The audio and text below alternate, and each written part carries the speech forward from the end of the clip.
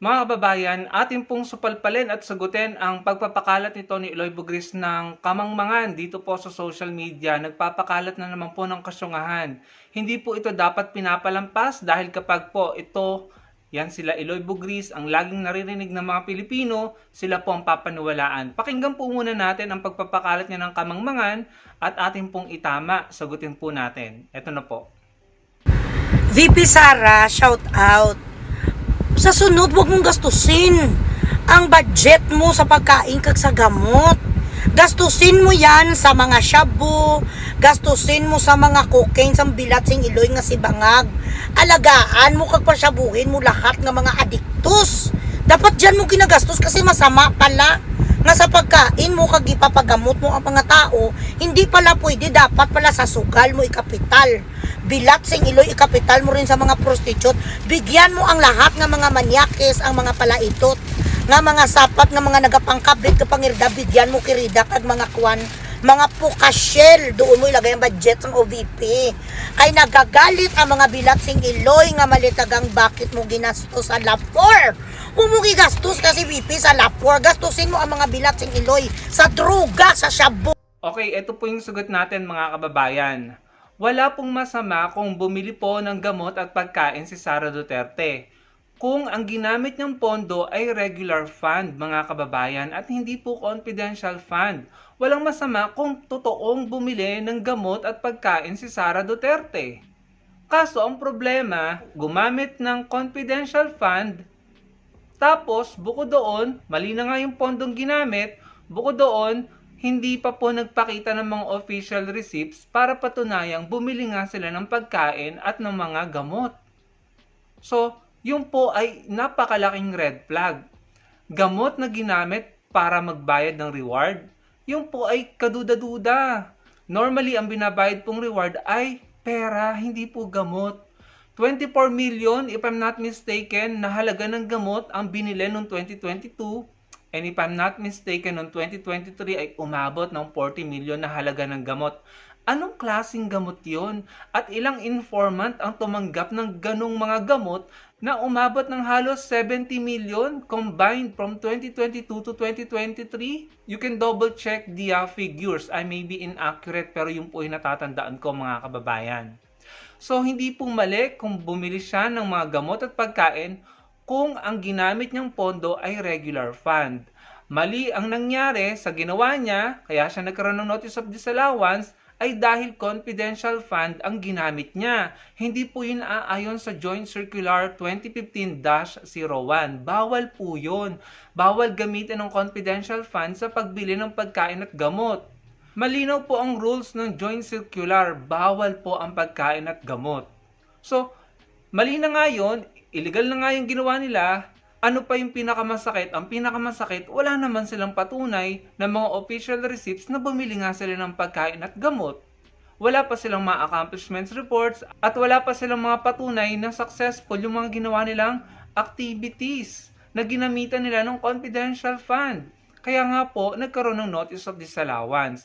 Ang problema sa ginagawa nito ni Eloy Bugris, 10 ng kanyang mga kapwa DDS, binabaluktot nila ang tama at yung mali, ginagawa nilang tama.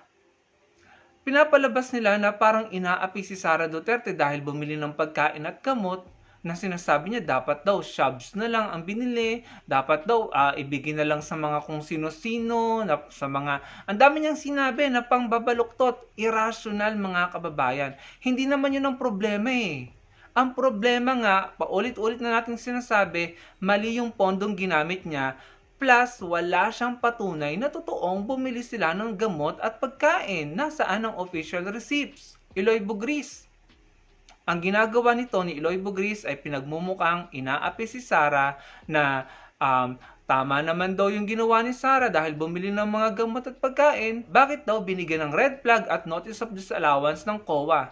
Ganun po yung kanyang pinapalabas. Although hindi naman niya sinabi verbally or verbatim, mga kababayan. Pero yung po yung kanyang pinapalabas, yun ang gusto niyang palabasin dito. Napaka-irrational. Ganyan po ang utak nila. Ganyan po yung kanilang proseso ng pag-iisip mga kababayan, yung kanilang way of thinking. Mali, no? Una, mali ang pondong ginamit sa pagbili kuno ng pagkain at gamot. Pangalawa, walang mga resibo at patunay na bumili nga ng pagkain at gamot. Kaya nandyan po ang presumption of malversation at presumption na nagkaroon ng kapakinabangan si Sara Duterte sa confidential fund para sa sarili niyang benepisyo. Yung po ang sinasabi ng joint circular, mga kababayan. So, itong mga ito, magsasalita ng ganyan sa social media para palabasing, tama naman yung ginawa ni Inday Sara eh. Ano bang gusto niyong gawin ni Inday Sara? Ibili ng mga shops, ibili ng mga bawal na gamot, ibigay sa mga adik, ibigay sa ganito, sa mga kabit, kung ano-ano pang pinagsasabi niya. Para lang pagmukain na tama yung ginawa ni Sara Duterte. Pero in reality, kung titignan natin ang batas at ang joint circular, mali, illegal, irregular ang ginawa ni Sara Duterte. Yon ang hindi sinasabi ng mga ito. Ganyan po sila manlinlang, ganyan po sila manguto, ganyan po sila magpakalat ng kamangmangan, ganyan nila binobobo, ganyan nila ginagawang mangmang ang kanilang mga kapwa DDS, ang kanilang mga supporters. Kung mapapanood nyo itong video na itong mga DDS, ginagawa kayong mangmang ng mga ito. Ginagawa kayong uto-uto at bobo. Biruin nyo, yung mga DDS propagandists nyo at mga vloggers nyo, galit na galit ng gagaliite sa COA, kay Attorney Wamil at sa iba pang auditor ng COA dahil nabigyan ng notice of disallowance si Sara Duterte. Saan ka nakakita?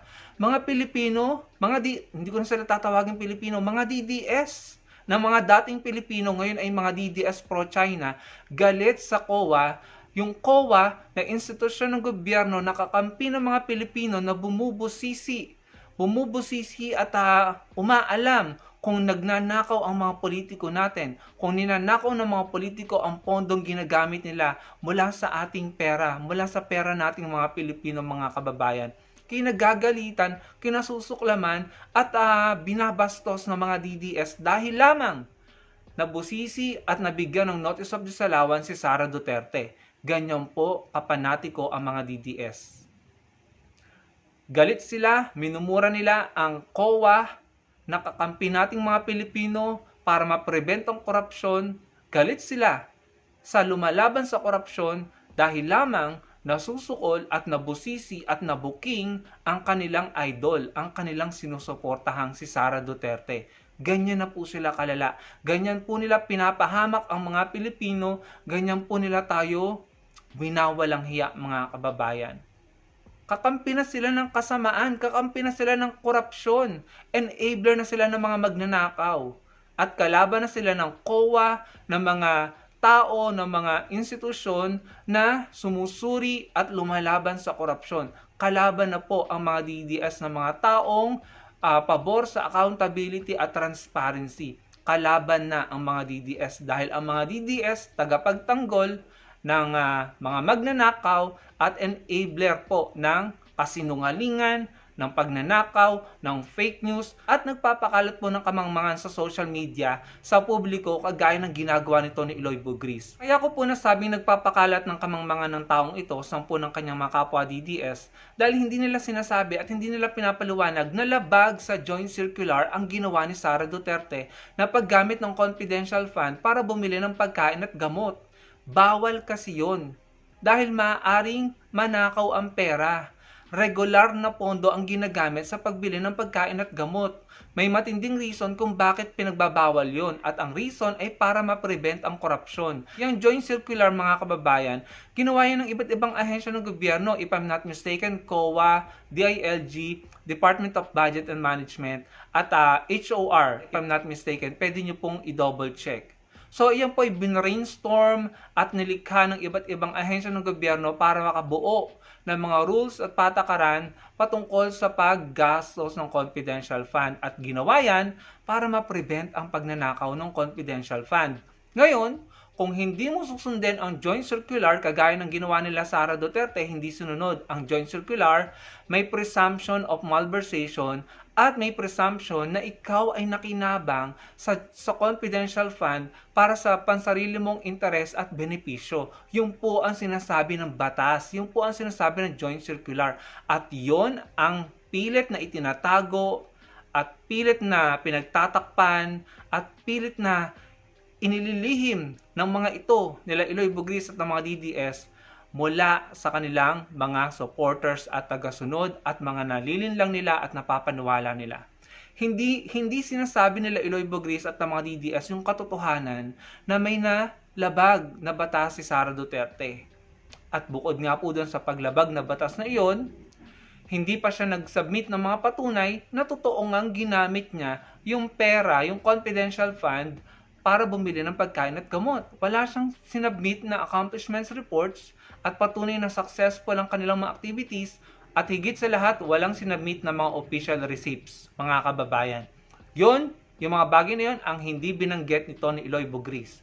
Ang ginawa niya sa video ito, pag-twist at pagpapalaganap ng irrational thinking or irrational reasoning at pagpapalaganap ng kabangmangan. So yung mga naniwala kay Eloy Bugris sa ginawa niyang ito, nakakaawa po kayo.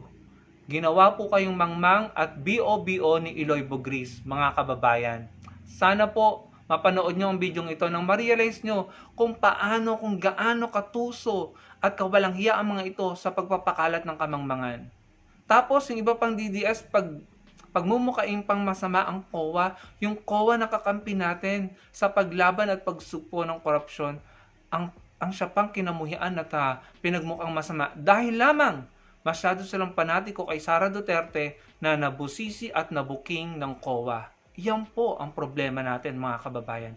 Kaya dapat po talaga, kung ako ang tatanungin nyo, dapat pong ma-impeach at ma-convict si Sara Duterte. Bukod doon, masampahan ng mga patong-patong na kaso, plunder at kung ano-ano pa, plunder, graft, malversation at kung ano-ano pa sa korte after niya ma-convict at ma-impeach sa impeachment trial court, mga kababayan. Hindi po dapat natatapos sa impeachment court ang paghahanap ng accountability at pagpapanagot.